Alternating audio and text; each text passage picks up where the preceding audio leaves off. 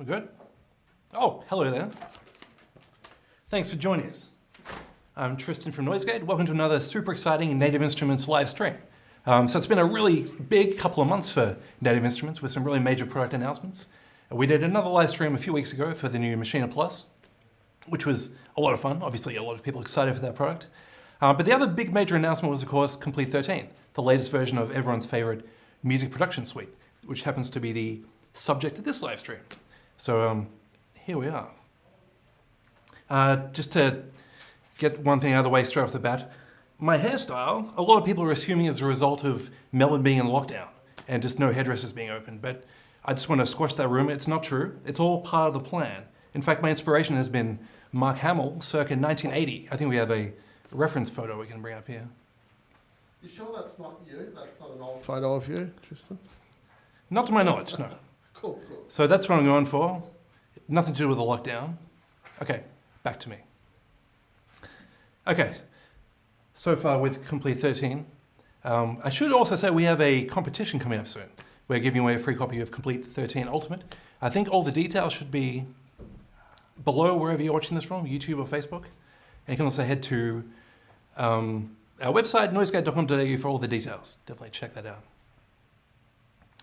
So Komplete 13, this is the latest version, like I say, of this music production suite. It's impossible to cover absolutely everything here, so we're only really going to be talking about the more prominent new additions to version 13. So I'm sorry, we probably might not touch on your preferred subgenre of music production, but fret not, we do have another live stream coming up soon on November 12th. Yeah, is that right, David? Yeah, that's right, Tristan. So Thursday, November 12th in the afternoon, 3 o'clock, Leroy will be going through the EDM-focused... EDM. Yeah, K13, Komplete 13 live stream, so that will be the part 2. Cool, sounds good. Okay, so like I say, I apologize if we don't get to your preferred subgenre this time, but we'll try again next time. But anyway, first off the bat, we're going to be talking about brand new Guitar Rig 6. So it's one of the truly legendary names in the amp modeling field. It's been around for a long time.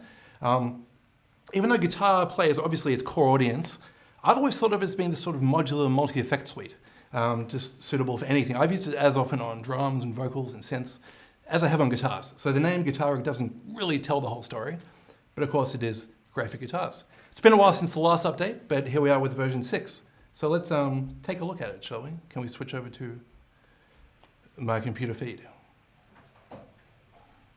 We're in? Cool. Okay. So the interface hasn't changed too much over the years. We still have the browser here on the left, the rig here on the right. But aesthetically, it's had almost a complete overhaul. So everything looks very pretty and updated. I'll just shuffle through a few random presets here so you get an idea of what it looks like. I think everyone agrees it looks very nice. It looks very nice. Very nice. Thank you. Very nice. It's got that modern flat aesthetic. So I believe all the components from previous versions are in there, albeit with nice new facelifts. But of course, there are plenty of new models as well, new amps, new effects. They're even using a brand new modeling technique called ICM, or Intelligent Circuit Modeling. That sounds like a bit of marketing jargon, but there are some practical implications to it.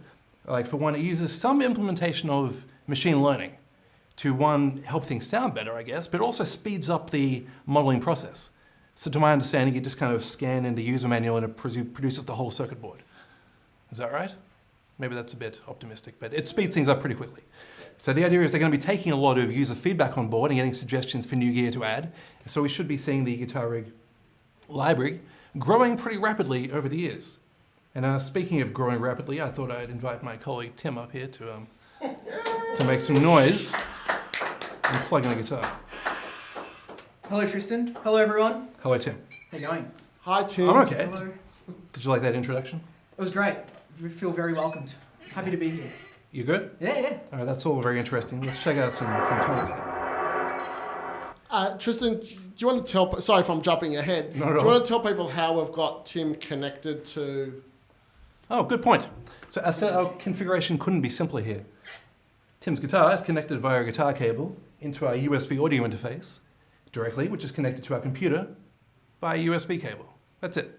Nothing, no nice preamps, nothing fancy. Nothing up our sleeves, right? Not as far as I can tell. Alrighty, so here we are. There's a couple of ways you can look at all this stuff inside a Guitar Rig through the browser on the left. Via components, which you can filter by category, of presets, which you can also filter by tags. So let's check out one of the new amplifiers, which is the Fire Breather. It uses that nice new ICM technology. And genres, let's go to metal, you think? Yeah. Tim agrees. What a coincidence Metal. that I would like something slightly heavy. Who'd have thunk? All right, here's a preset from one of the new kind of artist collaborations called PT Fire Breather Lead. So let's have a listen.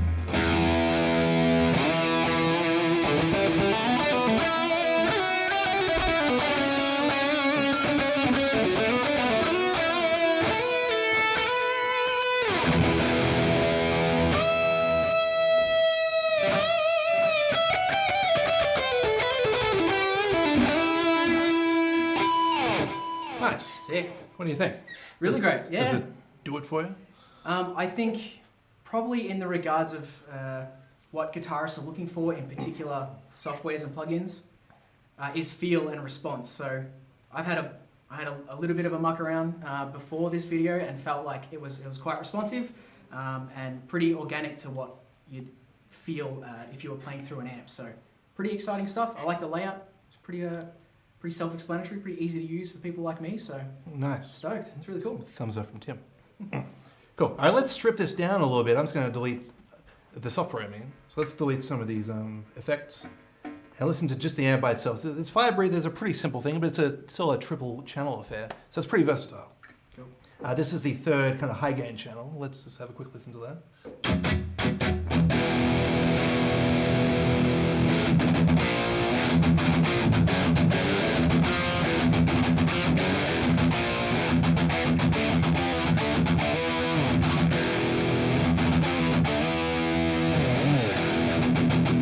Nice, cool. But it does clean up nicely as well. So if we switch over to channel 1, back off the gain, we can get a nice kind of crunchy, kind of cleaner tone. Let's have a listen.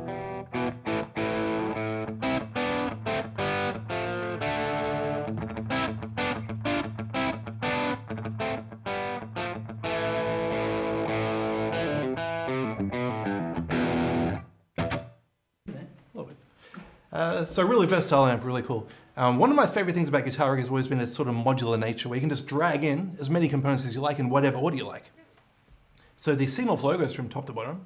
So if you put effects in front of the amp, it's like putting a stop box in front of the amp. If you put effects after the speaker cabinet, it's like using a studio insert effect. Or you can even put them between the amp and the speaker for like a amp effects loop scenario. So let's drop a different type of distortion pedal in front of the amp. There's a cool one I found here called Dirt, which is not your average distortion pedal. Okay, so there's a lot going on here.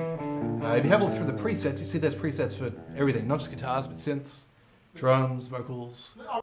Just add, the graphics are actually quite cool. They're Nice. quite bold and easy to read. I want to ask Tim a question. You don't mind, Tim, do you? I don't know if I approve of this. Okay. No, I just want to ask, and I know it might sound obvious, but when a guitarist is trying to find that particular sound or tone, is it something that happens kind of quickly, or do guitarists labor? I know it's hard to kind of paint everyone with the same brush, but do you find this kind of like immediate, that you can find that sound or that tone quickly? In this specific application, of course, I think because of the layout is it's quite obvious what you're using. It's very familiar in regards to the designs of the different, whether they be modulation pedals or overdrives and whatnot. I think it's very easy to find and distinguish what you're using and to get the tone that you're looking for.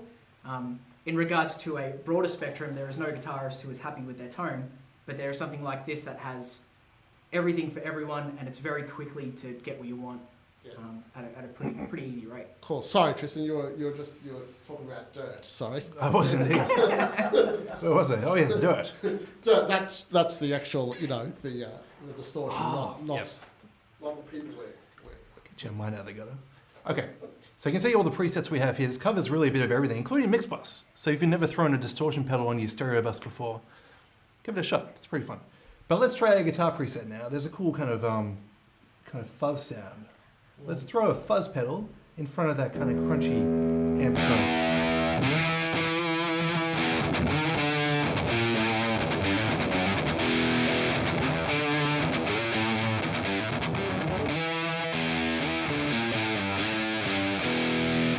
So you can really hear the interaction between the distortion and the amps gain section there. So yeah, really cool, really cool. How does that feel, Tim? No, it's cool. I mean, I'm a fan of the high gain distortion stuff, so Cool. yeah, it's pretty fun to play with. Would you call that, is the adjective fully sick? You'd call it that. I'd call it cool. It's just cool. Oh, just cool, It'd be man. cool, man. Keep it simple. Tristan, did you mention the speaker cabinets were based on impulse responses, or? Oh, we haven't quite got there yet, Oh, okay. but we'll get there soon. Okay, sorry, I've jumped ahead. I'll shut up. How do you know what I'm going to talk about? It's like you're seeing into the future. All right, so let's trash this amp, as nice as it is. We'll try another one of the new amps based on that ICM technology. This one's called Chicago. It's based on more of a kind of bluesy little 50s combo. Really simple, just 2 knobs. Let's just call up a preset. This is one of the cleaner presets, so let's give it a shot.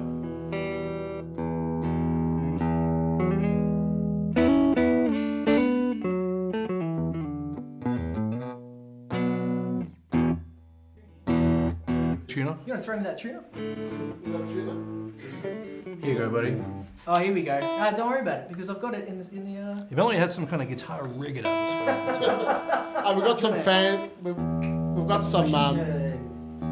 got some fans coming through saying they love the sound and they love Tim. So. Oh, I thought you meant the rotating kind. It's getting sweaty in Can you hear me tuning up right now? here. Oh, sorry, mate. I can hear you. Cool. I wanted to show off the tuner at this point anyway, so What a outstanding. crazy coincidence Yeah. at the heat of this room. Got the guitar bit out of tune? Should I go ahead and play? Cool. So we got this nice clean sound. I'm just going to turn up the master volume to push it into more of a crunchy kind of bluesy tone as well. So I'll just play the same thing and we just sort of hear the variation. Let's do that.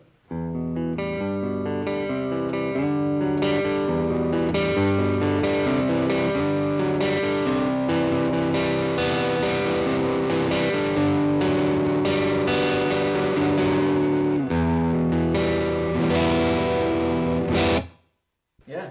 And you may have noticed whenever you introduce a new amp, it includes the second module called Matched Cabinet Pro, which is an impulse response based speaker cabinet emulation.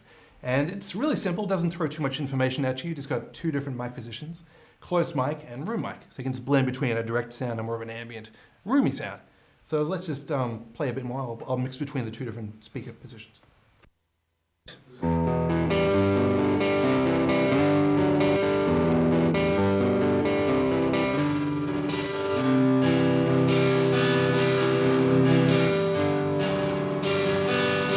Roomy tone. And here's a nice mix in the middle.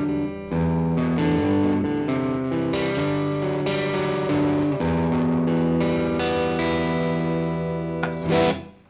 And every match cabinet has a second set of IRs as well, just A and B here that you can switch between. So this one's obviously matched to that Chicago cabinet, but you can, Chicago amp, sorry, but you can mix and match whatever you want. We're just being boring today. Cool. Sounds good so far. Sick. What do you say we throw a effect onto the end? Let's try throwing a reverb in the mix. Look out. Look out. Is that getting too outrageous? Are we being too... All right, never mind. Yeah, go for it. Bit of encouragement.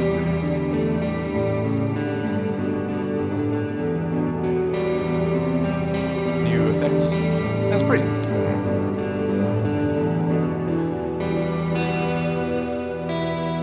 It's pretty easy to come up with pretty complex and elaborate signal chains in this program as well. If you go over to the tools category, there's one called split mix. Let's drop that in. And that just literally splits the signal into 2 and lets you process each chain independently. So let's drag that reverb into the A mix. That's one of the splits. Oops, that one. And let's drop a modulation effect into the second mix. And then you can use this split mix module at the bottom to blend or mix between the 2 of them. So on the left is just the reverb. And on the right is just the modulation. And we can go mixing them both. You can even pan one left, pan one right. Does YouTube do stereo? It's gonna work.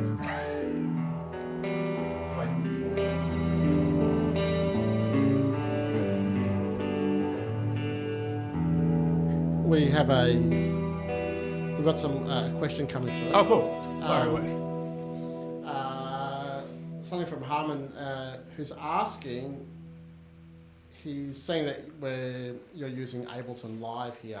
Yes. He just wants to know how you would rate it in a kind of live application and switching between, say, pedals or maps of pedals. Oh, interesting.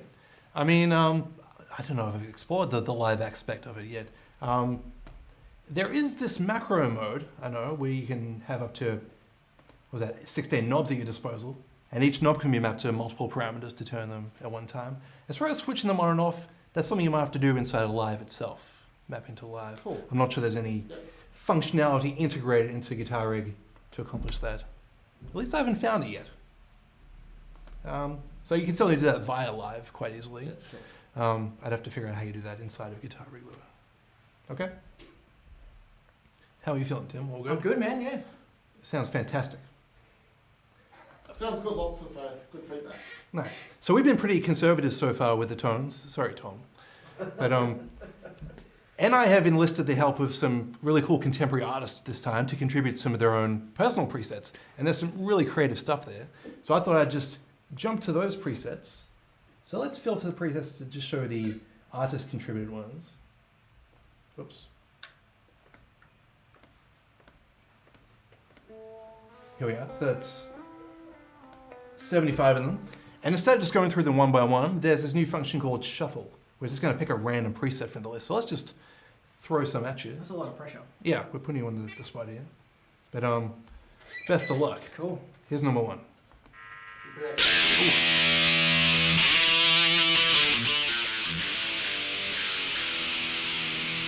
Alright, it's a hit and miss. I don't know how I feel about that one. Let's try another one. Next. Ooh.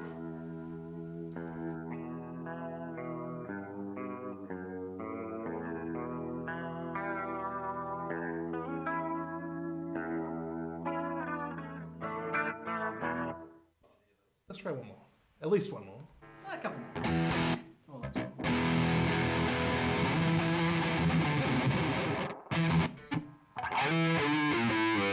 Give you some of the kind of straight edge. Oh, one more.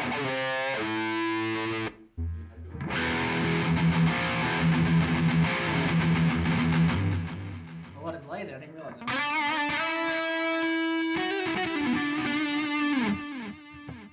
Their delays are really cool. I like all their delays and modulations and whatnot. I think it's they just sound great. They're very fun to play with.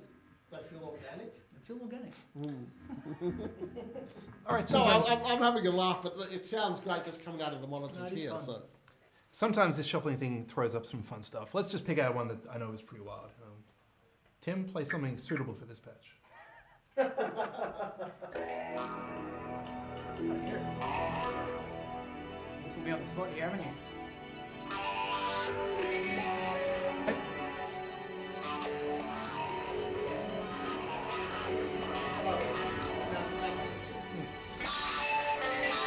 for people like me, that sounds No, keep the riffing synth appropriate. fully sick. Sounds like a polyphonic synth.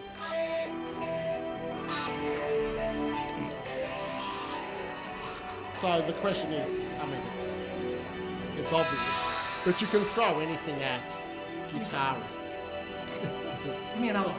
All right. I was enjoying though.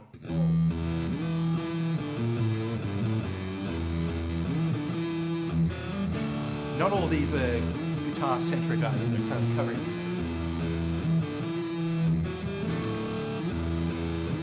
Should we go another one? I was enjoying that. I like that one. Yeah, that's fun. A lot of metal pieces. Cool. Have you heard of a band called Black Sabbath? I'll make a joke. Yeah, okay. Okay, how was that? Do we have more questions?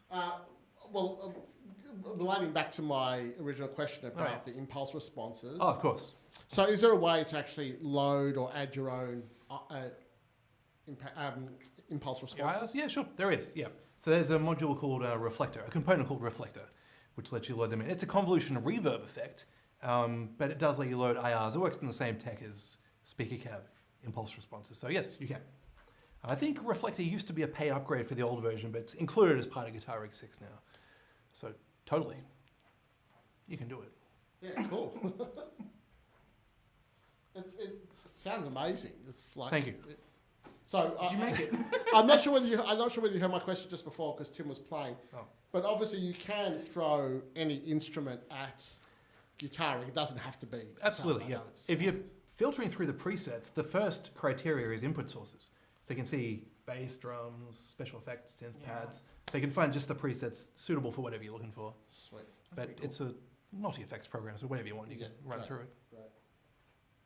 Nice. Great. All right, I feel like we've put that one through its Are my paces. services no longer required? Well, for the time being, yeah. Thank you, Tim. There's a lot of people online who like what you do. All 2 people? No, You there's- and my mum. Are they all watching now? All right. Thanks, true. guys. Thank you, I'm Tim. good. Hey, thanks, Tim. Woo! Alrighty, so moving along, that was Guitar Rig 6, one of the nice new additions to Complete 13. The next one I'm going to talk about now is one that's been around for a little bit longer. It's existed for a while, I think about a year, but it's only, as of Complete 13, part of the Complete bundle. So it's a really great addition to Complete for anyone that's a fan of classic synths, and that is, of course, Super 8. It's a really cool reactor-based synthesizer that's sort of a tribute to those classic polyphonic synths of the late 70s and 80s, so those retro sounds. Really good at getting them all, and it's also very good for making your own sounds. It's got a very simple, nice, appealing, very visual interface. So when people talk about 80s synthesizers, my brain always goes to one place in particular. Well, several places, but one most prominently. So let's try out this patch called Flangy Decade and have a listen. Oh, can we turn it up a bit?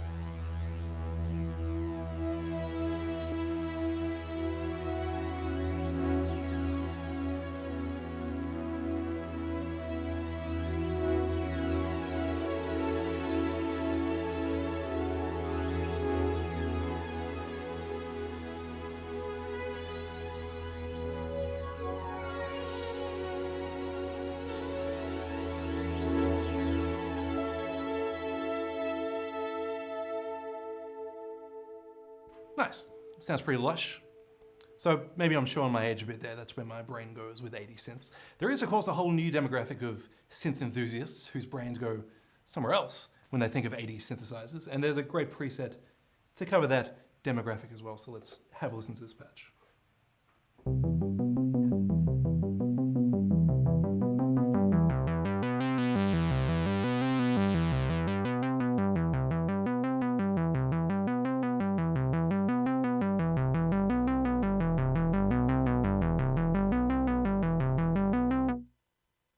Cool kind of warm bass sound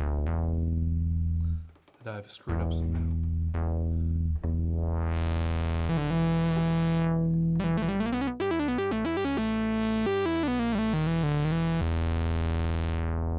Yeah, so it's got all those presets covered for all your classic synth sounds, but it's also really fun and really intuitive for making your own sounds. So like I say, the interface is very visual, it's all on one page, it's easy to get around. So to give you an idea of how that works, I'm just going to jump to a blank preset, which just gives you a single sawtooth wave on oscillator 1.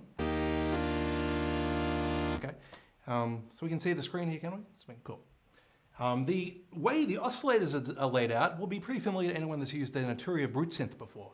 So normally with oscillators, you have like a 3-position switch to choose between one of several waveforms. With this, you can blend multiple waveforms simultaneously to create kind of cool hybrids.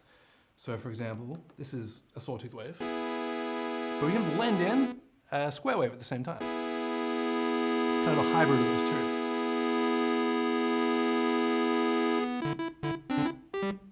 It's kind of a cool, fun mix of both. Now we have a sub-oscillator we can bring in as well. And then beneath the waveforms are shape knobs for each waveform. So you get a modifier to kind of change the initial shape of each waveform. So the sawtooth wave, for example, has a modifier that if you turn to the left, turns it into a triangle wave. You turn to the right, it changes the pulse width.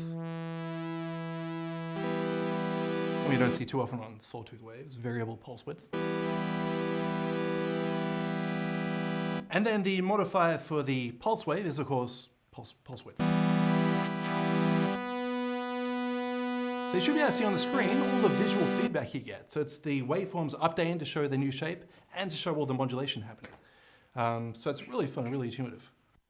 The knobs below that are the modulation depth for each shape. So it's really easy to just do pulse width modulation, for example.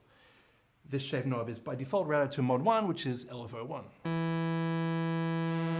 Oh, let's slow that down a little bit.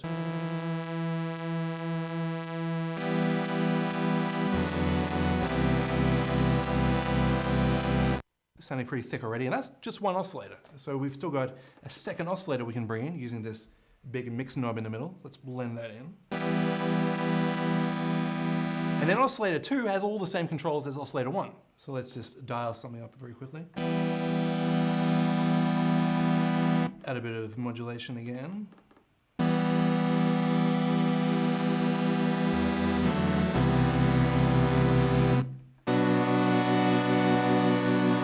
Nice, that's sounding pretty cool. Let's detune oscillator 2 to get that kind of fat detune sound.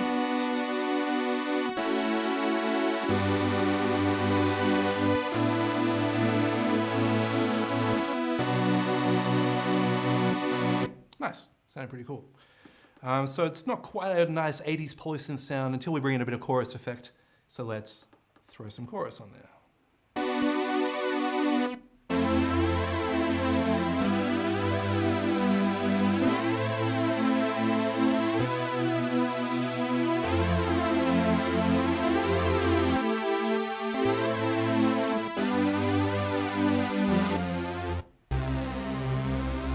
Nice, sounding pretty lush.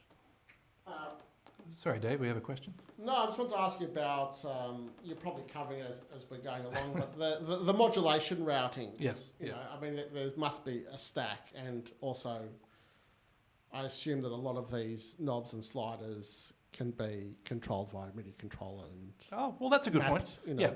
I mean, I'm building this whole patch just using the knobs on the keyboard here. I've got an NI Control S series keyboard, and all the parameters, well, most of them are pre-mapped to the knobs on the controller. So it's really intuitive. Just feels like working with a hardware synth, just with a few pages to jump between. Most of the parameters have normal modulation routings. So for example, the filter has a dedicated envelope, the amp has a dedicated envelope, and there's one for the pitch mod as well. But at the bottom, we got this modulation routing. It's sort of a matrix. It's like a semi-modular system where you just click here, choose the destination, and then choose from a list of sources here. So, I mean, Really just Super 8 on its own, the depth of modulation and routings and what you can actually map to MIDI is, it's a rabbit hole. Yeah, sure. it's pretty powerful. I mean, it's designed with that classic 80s synth layout in mind, but with a lot of really fun modern twists. So that extended modulation routing, all this cool visual feedback, the kind of oscillator wave mixing. And like I say, it's really fast, really immediate. So I just pulled the sound up pretty quickly. Yeah, like there's some people saying this will improve their trap beats. Oh yeah? Yeah. Yeah, I'm sure it will. I'm sure it will. And I haven't even talked about the filter yet. So there's a cool multi-mode filter. Defaults to operating as a low pass. Shave off that top end. Add a bit of resonance. And like I say, there is a dedicated envelope for modulating it. So we can just call up a nice envelope contour, increase the modulation amount.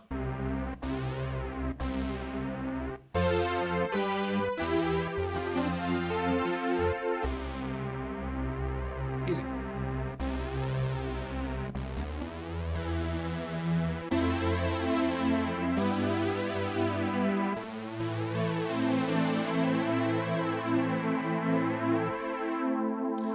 And the filter has this character knob which just adds some overdrive to the filter section. Kind of emphasize that filter sweep. I think we need a bit of reverb as well. Let's turn reverb on.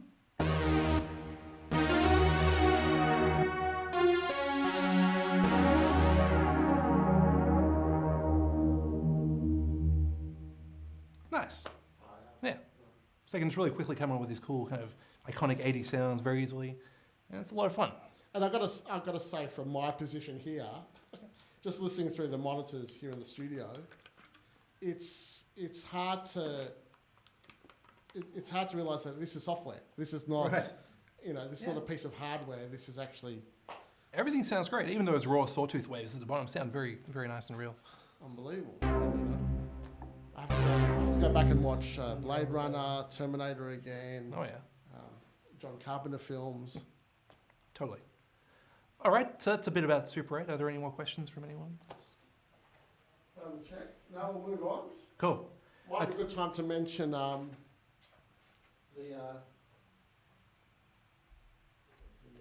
giveaway. Indeed.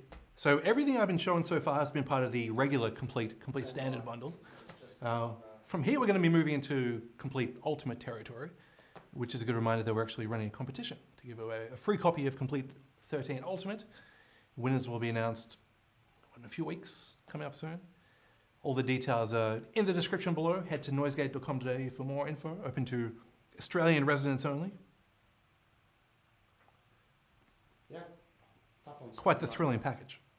So yeah, just about everything we're talking about today could be yours for free. And just a reminder, the second part of this live stream will be in 4 weeks' time, November 12th, with Leroy going through the electronic dance music Indeed. focused session. Cool. Sorry. Part 2, no worries. For everything I don't get around to showing Yeah. today. All right, so that's quite a lot we've gone through already. Like I said, we're not going to be covering everything in Complete. But another one of the really cool prominent new additions to 13 is the Cremona Quartet. A really cool brand new sampled set of solo string instruments. So something we haven't seen much of before. And I've got to say, these are probably the most detailed solo individual sample instruments I've ever seen. They're really, really nice. As the name implies, Cremona Quartet, there's 4 different instrument libraries here, all based on instruments from Cremona, Italy, known as the birth of string instruments, or the home of string instruments. It was the birthplace of many famous luthiers, including Antonio Stradivari. And so yeah, there are 4 individual solo string libraries here, and each of them are about 25 gigabytes. So really, really detailed, huge libraries. And the recording process was actually very interesting. So we've got a few photos here to illustrate what went on there. So like I say, Cremona, Italy is known for its rich history of string instruments in particular. And so there is a lovely museum there where all these 4 instruments were taken from. And these are all hundreds of years old. I think one of them is from 1614. So really, really old, expensive, dare I say, priceless instruments. And they're all taken from this museum. Part of the museum is also a really nice purpose-built performance hall. So a performance hall built with string instruments in mind. So acoustically designed with these string instruments to really bring out the best in them. So do we have a picture of that hall as well? Yes, we do. Nice. So obviously this was the hall chosen to perform the instruments in. And in order to capture all the detail of both the instruments and the hall, they used up to 32 microphones per instrument. Yeah, so it was a really in-depth process. They had to have security guards on site because we're talking about super valuable instruments here. And the museum is in the middle of the city. So they had to close off the surrounding streets to stop the car noise from coming in and interrupting the performance. So it was quite a big event, the recording of this. The whole town got on board, the mayor got involved in telling everyone to be quiet. So really cool operation. And like I say, probably the most detailed sampled solo instruments I've seen. I had to clear up a bit of space on my hard drive to squeeze them in, but I got them. And let's start off with the Stradivari violin. So this is a really nice solo violin. I'm just going to play a few notes and let's check it out.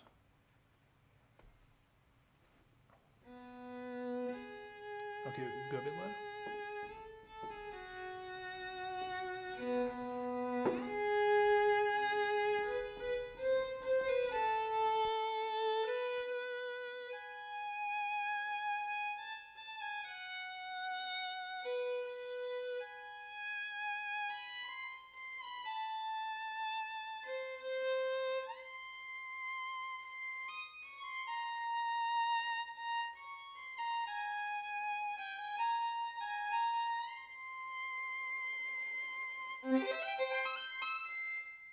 Nice.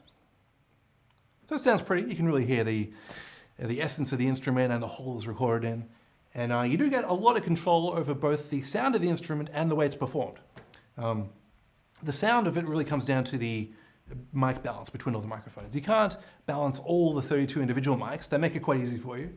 Over on this screen here, you're just going to mix it with 3 different mic positions. These are all stereo groups of microphones.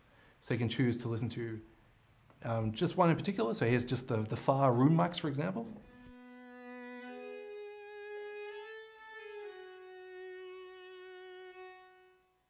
A close-up intimate sound, just the close mics.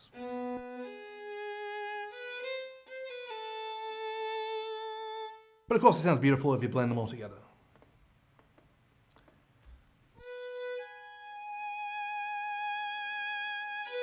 Nice.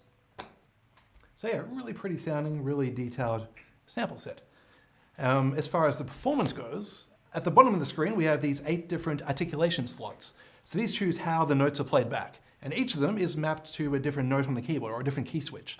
So you can really quickly jump between playing sustain samples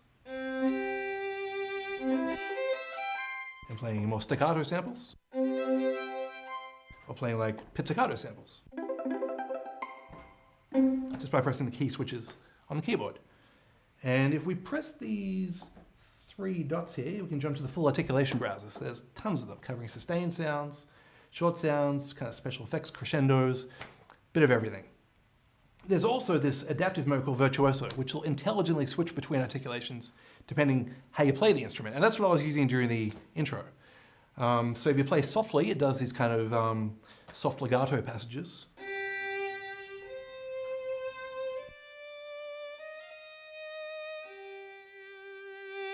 But if you dig in a bit harder, you start getting these kind of sharp maricato steps. And then if you dig in while doing a transition, it'll do a portamento slide.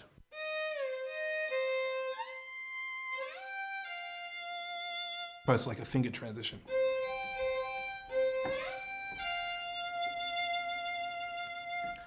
So it's a good mode for just quickly sketching out songs. If you just want to play quickly back on the keyboard without worrying too much about articulations. If you're going for absolute realism, you'll probably want to spend a bit of time kind of programming in articulation changes, because these set of articulations aren't suitable for absolutely everything. If you're doing a really fast passage, like I was playing something before that was...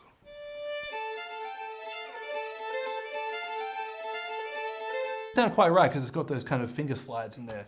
So if we dive through the articulations, there's one here called Tatachi Rebo, which is much better for that kind of fast playing.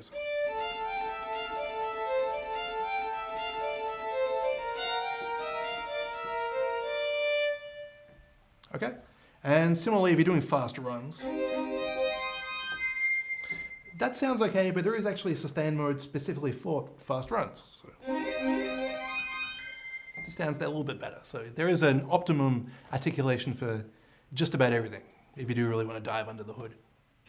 Tristan, considering you know how many samples and 25 gig, I guess the common question that's going to come up, which is the Cremona Quartet especially CPU heavy? Oh, it can be, yeah, especially once you start blending between all those different mic positions. Right. There is a separate version of each instrument. You can see it here in my browser, actually, just called Stradivari Violin, which is just one of the stereo mic placements. And that will be less CPU heavy. Okay. Yeah. So you do have that option if you want to squeeze more in, get more mileage out of whatever computer you're using.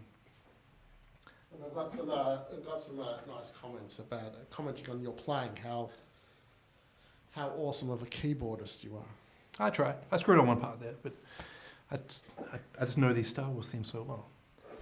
Alrighty, and the other thing I should point out is that I've been writing this mod wheel for dynamics the whole time.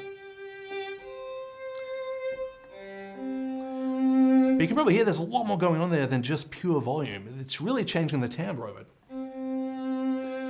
It's because it's jumping between samples. So you've got these soft piano samples and these heavier forte samples, and it's seamlessly blending between all of them.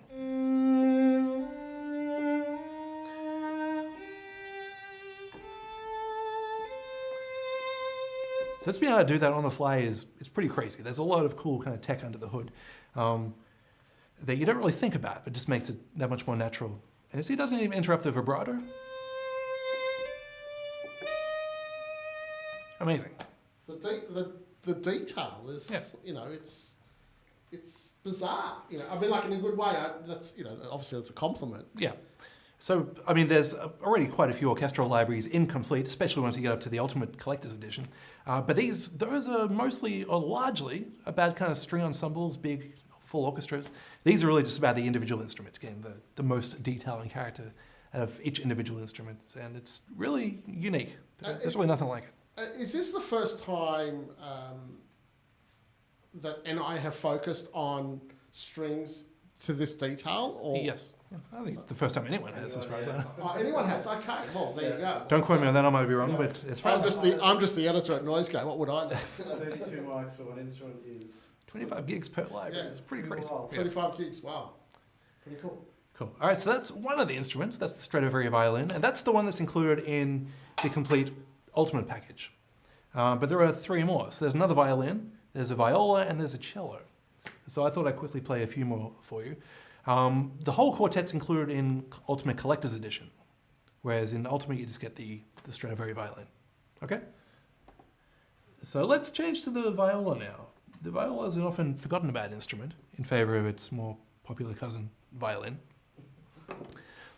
But it's a beautiful instrument. So it's a bit of a lower register, and so it's pitched a bit lower than the violin. But both its low register and its higher register are really rich and really, really nice to play.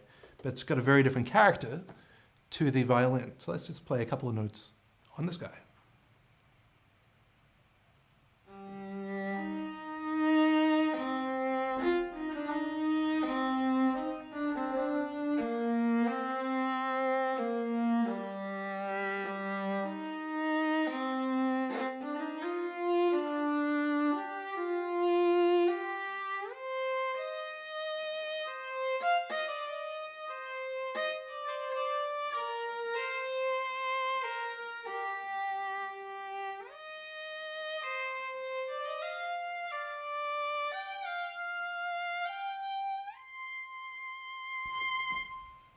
Nice. Yeah, so very different character to the violin. It sounds really nice in its kind of low register and in its kind of upper high register as well. Sorry, Dave, we have a question? Yeah, I have a question. So can you stack a number of these string instruments together? You could in your DAW. The actual instrument only hosts one instrument. Okay, so you can do Does that make sense? Yeah. So it's DAW reliant. It is, yeah. Yeah. So you can sequence as many of these in your DAW as you like, but this specific contact instrument, just one instrument per instance. Okay? Yeah. Alrighty. So that's the viola. That's the oldest one of the bunch. That one's from 1614, so a really old instrument. But I guess these are pretty impeccably maintained because they all sound very nice. So lastly, I'm going to dive into the cello. This is both the physically largest instrument and the largest sample size as well. This one's about 27 gigabytes. And it sounds superb. All good? Cool, let's have a bit of a listen. Go for it. Register. Oh, let me try that one more time.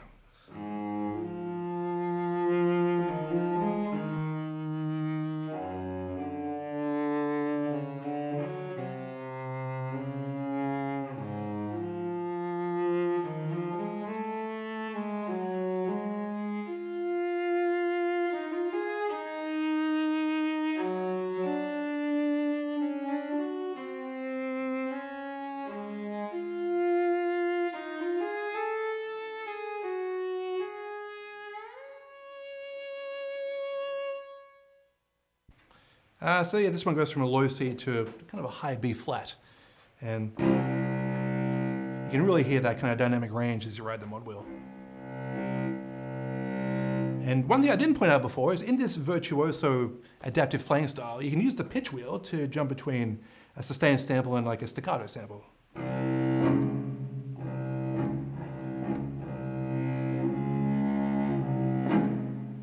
sounds really nice.